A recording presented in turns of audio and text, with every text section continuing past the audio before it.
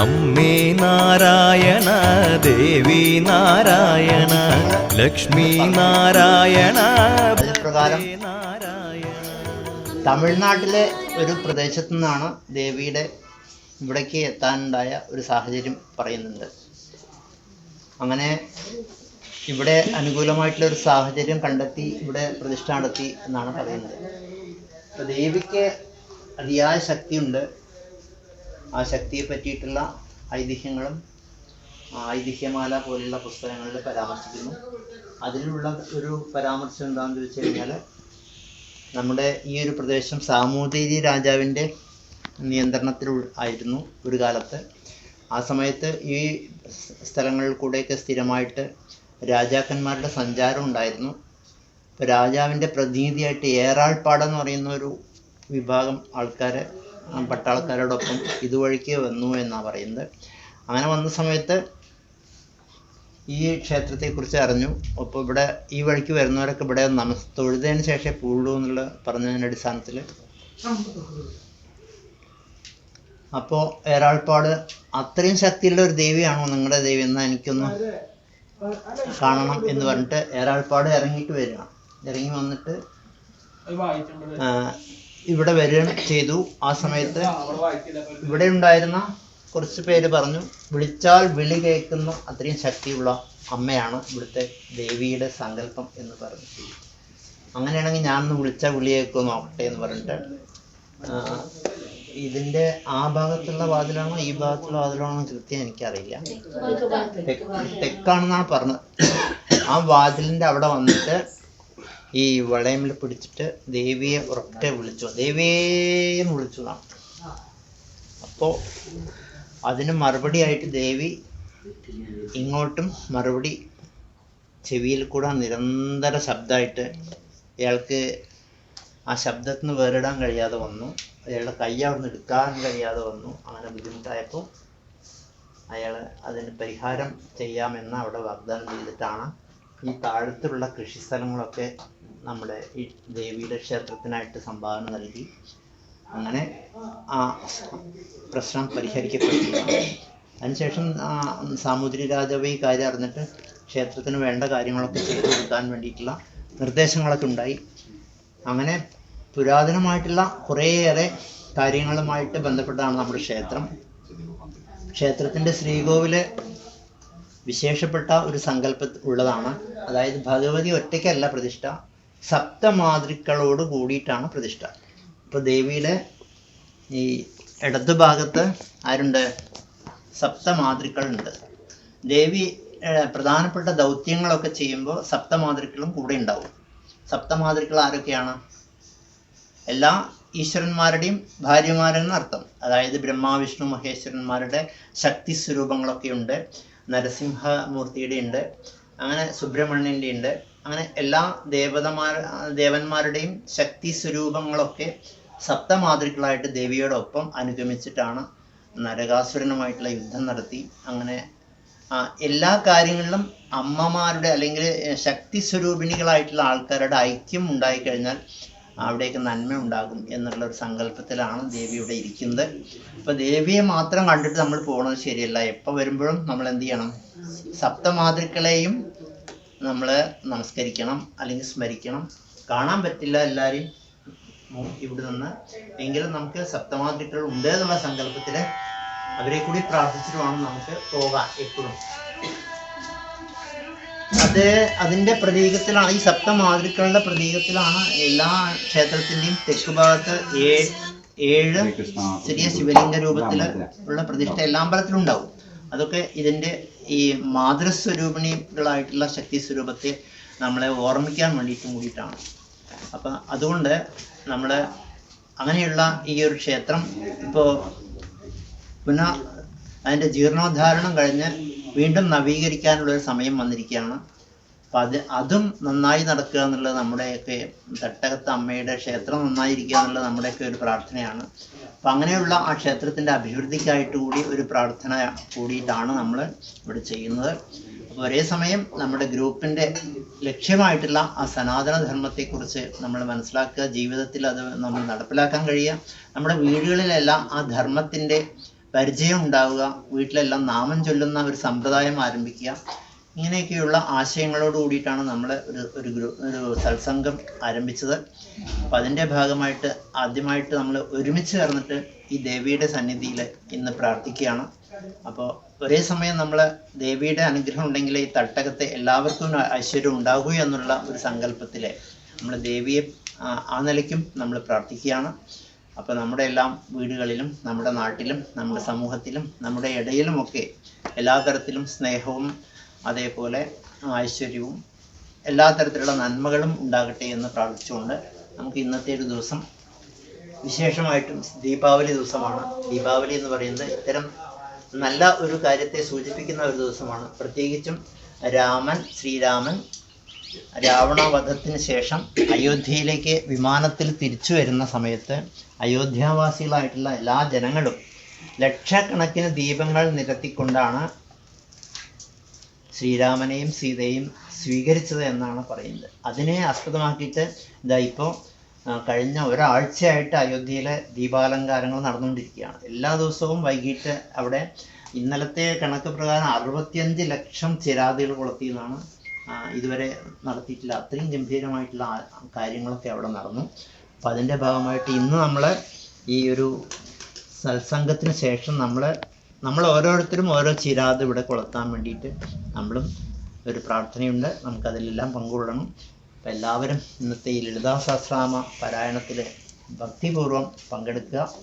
അമ്മയുടെ അനുഗ്രഹത്തിനായിട്ട് നമുക്ക് ഒരുമിച്ച് പ്രാർത്ഥിക്കാം. അതിനുള്ളൊരു അവസരം നമുക്ക് കിട്ടിയതിൽ എല്ലാവരും ഭാഗ്യമാണ്. എല്ലാവരും ദീപോ ജ്യോതിർജനാർദ്ദന ദീപോ ഹരതു മേ പാപം ദീപോ ജ്യോതിർനമോസ്തുതേ ശുഭം കരോതി കല്യാണം ആയുരാരോഗ്യമഗ്നം.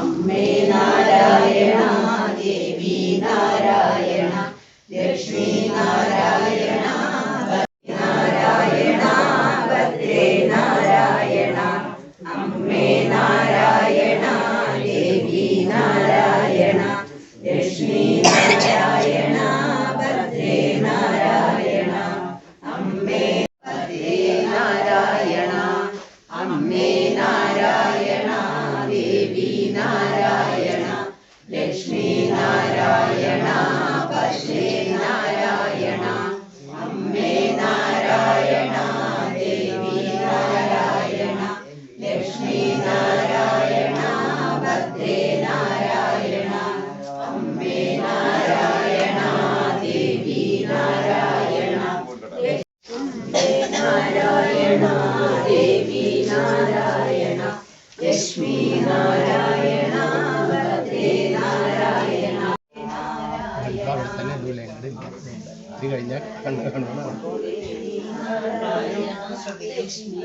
എല്ലാവരും ആദ്യം 3 പ്രാവശ്യം ഓംകാരം ഉണ്ടാവും. അതിനുശേഷം നമ്മൾ സാധാരണ പഞ്ചദേവതമാരെയൊക്കെ നമ്മൾ സ്മരിക്കും. അതിനുശേഷം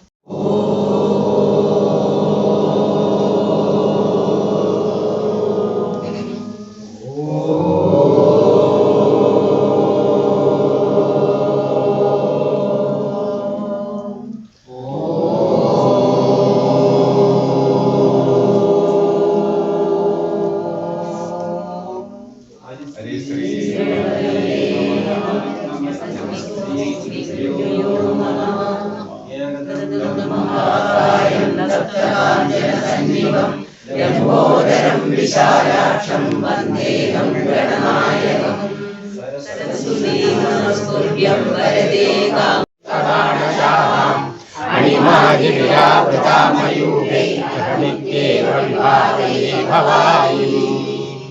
ഓം ശ്രീമാതാ ശ്രീമഹാരാജ്ഞി ശ്രീമത്സിംഹാസനേശ്വരി ശിരഗ്നികുണ്ഡസംഭൂതായ സംഭൂതരാ ബുദ്ധ്യസ്വാനുസഹസ്രാഭാ ചതുർധാപുഷ്പമന്യത രാഗസ്വരൂപാചാര്യ ഭോഗാകാരം മനോരൂപേഷു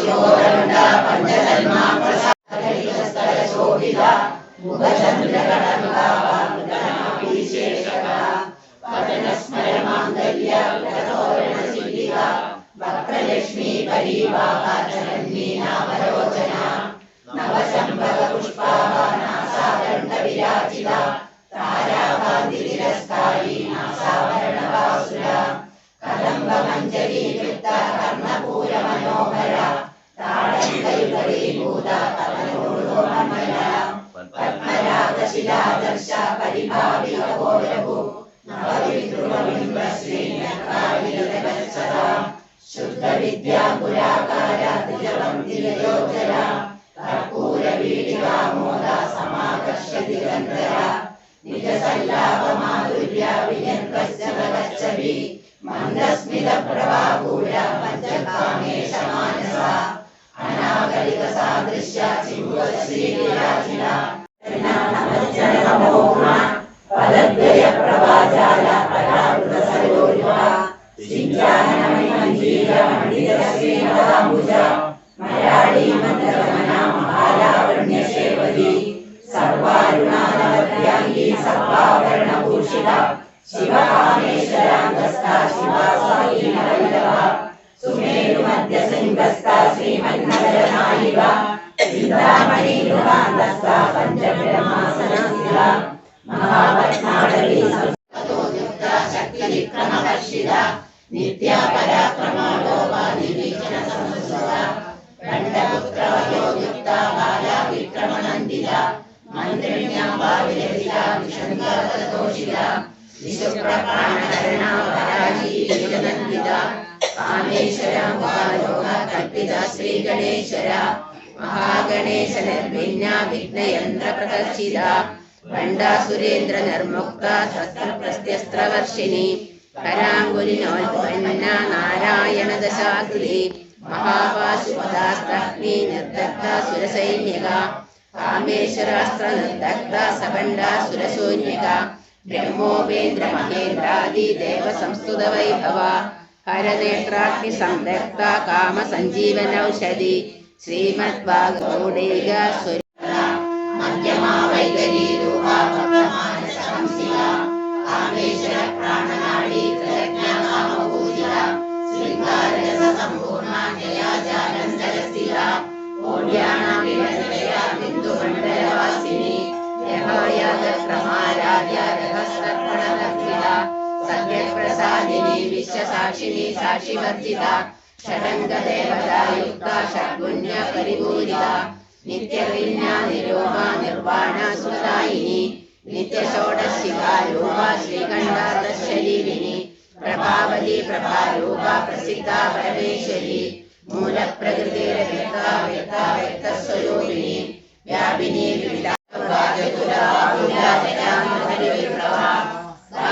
ചന്ദ്രിക ഭക്തചിത്രേകിനാടന യോഗപർവതംബോളിൽ മൃത്യുദാരികുടാരിക മഹേശ്വരി മഹാകാളി മഹാഗ്രാസ മഹാസന അപർണ ചണ്ഡിക ചണ്ഡമുണ്ടാസുരനിശൂലിനി ലക്ഷ്മീ നാരായണ ഭദ്രേ നാരായണ അമ്മേ നാരായണ ദേവി നാരായണ ലക്ഷ്മീ നാരായണ ഭദ്രേ നാരായണ അമ്മേ നാരായണ ദേവി നാരായണ ലക്ഷ്മീ നാരായണ ഭദ്രേ നാരായണ അമ്മേ നാരായണ അമ്മേ നാരായണ ദേവി നാരായണ ലക്ഷ്മീ നാരായണ ഭദ്രേ നാരായണ അമ്മേ നാരായണ ദേവി നാരായണ ലക്ഷ്മീ നാരായണ ഭദ്രേ നാരായണ നാരായണ ഭദ്രേ നാരായണ അമ്മേ നാരായണ ദേവി നാരായണ ലക്ഷ്മീ നാരായണ ഭദ്രേ നാരായണ അമ്മേ നാരായണ ദേവി നാരായണ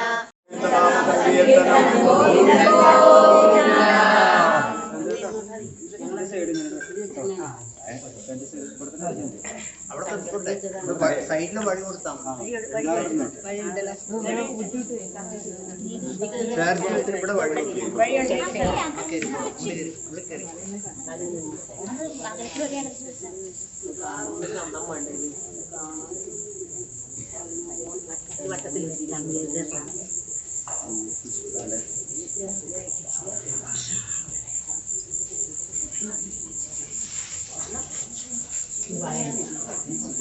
ശ്രീനാരായണ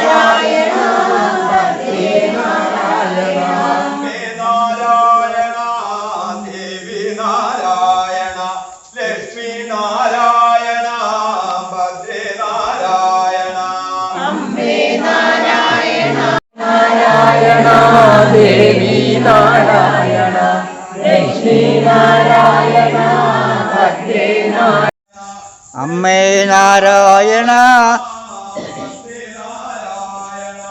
അമ്മേ നാരായണ ദേവി നാരായണ ലക്ഷ്മി നാരായണ ഭദ്രേ നാരായണ ലക്ഷ്മി നാരായണ ഭദ്രേ നാരായണ നാരായണ ദേവി നാരായണ ലക്ഷ്മി നാരായണ ഭദ്രേ നാരായണ അമ്മേ നാരായണ ദേവി നാരായണ ലക്ഷ്മി നാരായണ ഭദ്രേ നാരായണ നാരായണ ദേവി നാരായണ ലക്ഷ്മി നാരായണ ഭദ്രേ നാരായണ നാരായണ ദേവി നാരായണ ലക്ഷ്മി നാരായണ ഭദ്രേ നാരായണ അമ്മേ നാരായണ അമ്മേ നാരായണ ദേവി നാരായണ ലക്ഷ്മി നാരായണ ഭദ്രേ നാരായണ നാരായണ ദേവി നാരായണ ലക്ഷ്മി നാരായണ ഭദ്രേ നാരായണ അമ്മേ നാരായണ ദേവി നാരായണ ലക്ഷ്മി നാരായണ ഭദ്രേ നാരായണ നാരായണ ദേവി നാരായണ ലക്ഷ്മി നാരായണ ഭദ്രേ നാരായണ അമ്മേ നാരായണ ദേവി നാരായണ ലക്ഷ്മി നാരായണ ഭദ്രേ നാരായണ അമ്മേ നാരായണ ദേവി നാരായണ ലക്ഷ്മി നാരായണ ഭദ്രേ നാരായണ അമ്മേ നാരായണ ദേവി നാരായണ ലക്ഷ്മി